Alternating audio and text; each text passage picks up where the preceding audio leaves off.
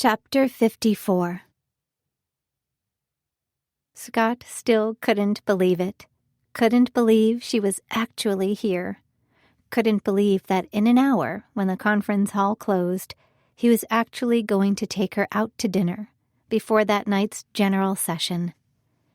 Their initial meeting was so painfully awkward, he couldn't think about it without a sense of embarrassed regret.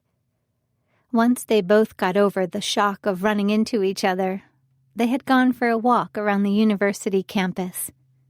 Scott had a whole hour and a half before he was due back at the Kingdom Builders booth in the conference hall. But it wasn't anywhere near enough time for him to catch up with Susanna and hear everything she'd gone through since they last talked. Life had been hard on her. She'd tried to sugarcoat it, had presented it in the best light possible, but he knew her so well. He could tell how burdened she was from taking care of Kitty, how heavy her spirit was from mourning her mother's death. Scott wanted to take her in his arms right then, comfort her, tell her that she'd never have to be lonely again. Just say the word, and they could spend the rest of their lives together. But her sense of duty to her family had ripped her out of his life, and he wasn't about to scare her away again.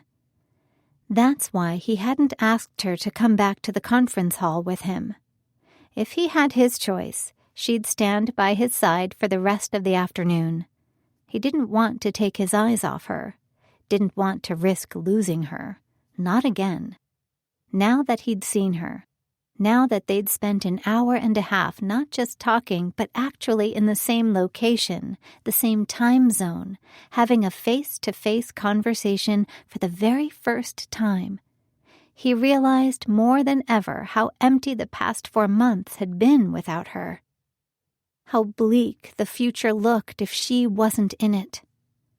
It would take time. That's what he kept telling himself over and over. Time to earn her trust. Susanna was timid. He could tell just from her body language, the way she hugged her arms against herself as they walked through the crowded building, how out of place she felt here. Had she ever seen a crowd this large before? She was scared, overwhelmed, and if she felt anything like he did, she was terrified that their walk together this afternoon had been some sort of dream, a delusion. Patience, that's what he needed.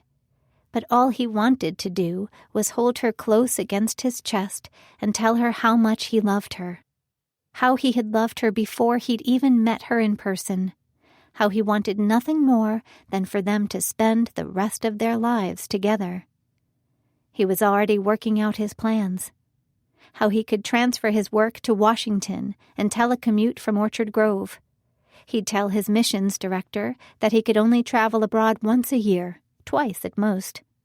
Any fears he'd previously entertained about feeling trapped in the States paled next to the thought of losing Susanna again. He would love Kitty.